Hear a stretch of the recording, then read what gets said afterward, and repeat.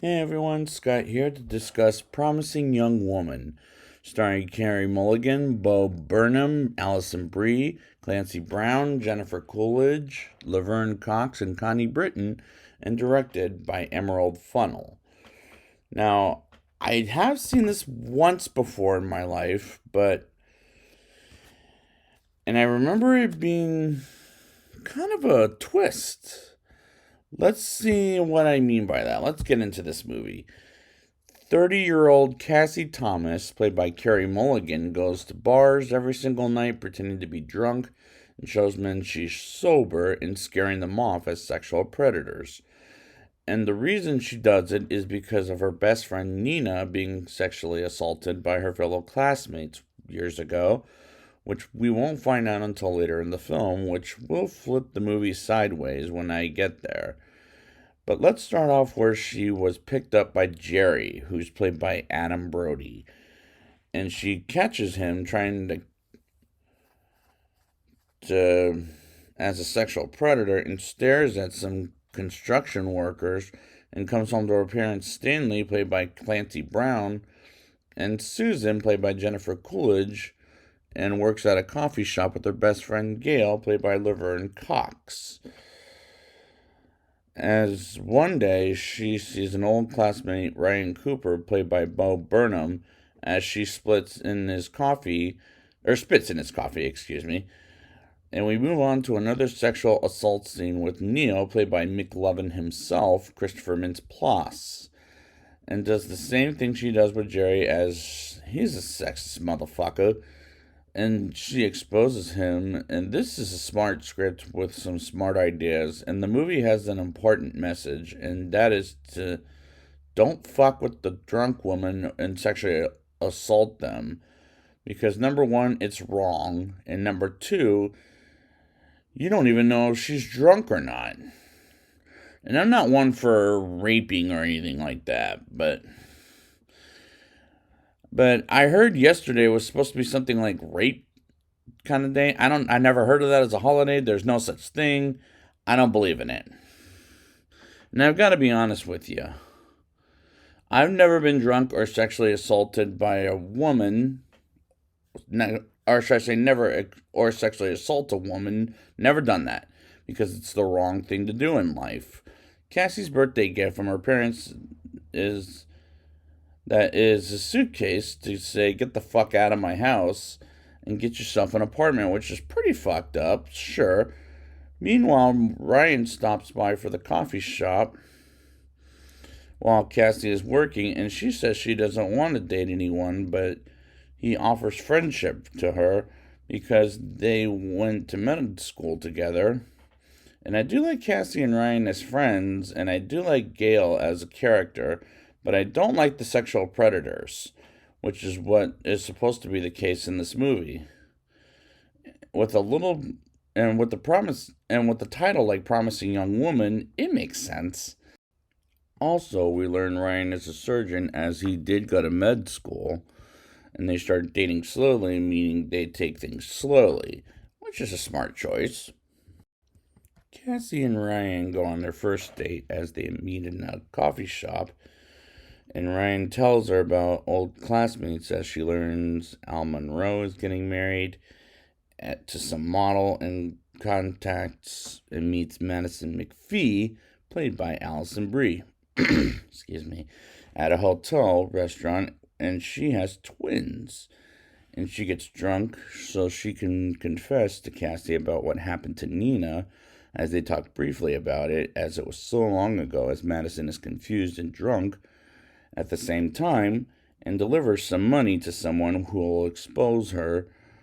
And she calls her and leaves her messages, and she next goes to a high school where she picks up a girl named Amber, whom afterwards goes to her mother, Dean Elizabeth Walker, played by Connie Britton, at her former school to talk with her about Nina. And she brings up Amber and how Cassie picked her up, and she doesn't also remember a thing about the Nina incident. And Cassie tells her Amber's at the diner to film a music video, which was an intense scene.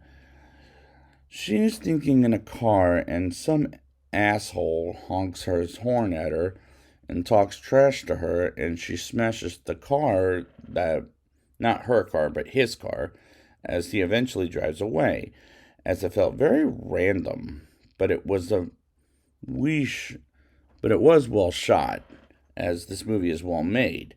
Cassie goes to another bar and picks up an African American man named Paul as Ryan catches her with him while meeting some friends at the bar Ryan after she bailed on him from the movies, as Paul recognizes her as the woman Jerry picked up and turned out to be a psycho. And Carey Mulligan is very good in this movie. Cassie goes to the house of Jordan Green, played by Alfred Molina, as she talks to him about Nina, as he knows what he did was wrong in the past, and cries in front of Cassie, and he begs for forgiveness, and she forgives him and tells the hitman she hired that he is no longer needed. And Alfred Molina does a great job as this character, despite what little he does in this movie. Cassie goes to Nina's old house and bumps into her mother, played by Molly Shannon, as they talk about what happened to Nina and when she was younger a younger girl, as she gets someone to bring back her lamp, and she tells Cassie what she is doing is unhealthy, and it's a better revenge movie than, say, The Punisher. Cassie goes to Ryan's place to apologize about what she did with Paul at the bar and goes back home and goes on with her life as Ryan visits her at the coffee shop, and they get back together and they briefly break up. And I do like the romance between Cassie and Ryan in a scene where Paris Hilton is singing in the background while they're at the pharmacy. And I don't really like that song because Paris Hilton is pretty overrated in my opinion as far as I'm concerned. And Ryan meets her parents for the first time, and I do like these scenes except for the Paris Hilton song. Madison sits on Cassie's porch waiting for her after a bunch of calls and messages, and Cassie tells her the guy who picked her up just put her in bed and did nothing to her. And she comes inside Cassie's house and speaks privately about remembering what happened to Nina and admits she was wrong, as she reveals Al raped Nina and gives the video to Cassie and asks her to never contact her again. And she watches the video and sees Ryan was involved, and Cassie goes to his job to confront him about the video and him being there, and threatens to send it to everyone of his contacts list, including the parents of his patients as their kids, as he becomes scared of what Cassie is planning to do, but he gives her the address to Al's bachelor party, and she warns him not to let them know she is coming, and that reveal did shock the hell out of me when I first saw this movie, because I liked Ryan as a character, to be honest. And that's when the official breakup between Ryan and Cassie begins, so she can get her revenge. Next thing you know, she comes to Al's bachelor party dressed up as a stripper and go to the cabin where the party is being held as she gets the other guys drunk and drugged. And Cassie takes Al up to the bedroom and she says that's the only way she gets paid. She handcuffs him to the bedpost before bringing up what he did to Nina.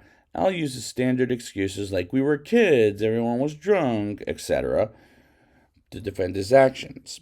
But Cassie doesn't want to hear it, as she attempts to carve Nina's name into Al's stomach, but he overpowers her and smothers her to death with a pillow.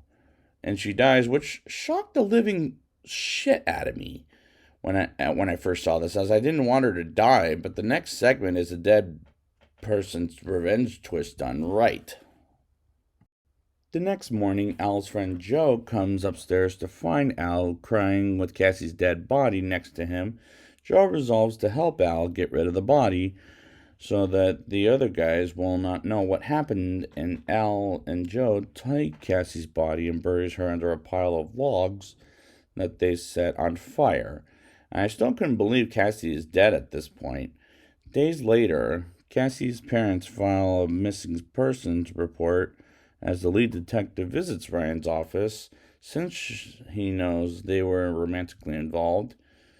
After he leaves Cassie disappeared, or learns, excuse me, Ryan tries to save his skin by suggesting she may have done it to herself, that he was unaware of, and I cried bullshit when he did so. It is the day of Al's wedding, and after the ceremony, we see Green receiving an envelope from Cassie, aka the Alfred Molina character, along with the message in the event of her disappearance. Suddenly, Ryan and everyone else at the party receives the video of Al raping Nina. Ryan receives pre written texts from Cassie saying, "You don't think this would end? You didn't think this would end, did you? It is now. Enjoy the wedding." As the police arrives, and after surveying the area, they find Cassie's remains, which contains the half of our friendship heart necklace, as Gail was given the other half. And Al is arrested in front of the whole crowd while Joe sneaks away. Ryan continues reading the messages, which will end with Love Cassie and Nina, while Angel of the Morning is playing, and the climax worked very well as a woman getting her revenge in a twisted way that is pulls as she's dead, and this pulls it off very well. Now it's time for the rating. I'll give this movie a 8.7 out of 10. This is a smart script as it's The Punisher as a woman, but done much better. The movie does a great job of making me care for these characters to the point I was shocked as hell when Cassie died at the end of the movie. I liked the script, and the music choices were mostly good, while some bad, like that Paris Hilton song, for example. But I still think this is a tremendous movie, with a lesson to guys and women around to never sexually assault anyone, as it is wrong, or else you have to pay the price. So I'd like to thank you guys for joining me, and next time I will be back in a couple of minutes with Sound of Metal. And until next time, and the Oscar goes to.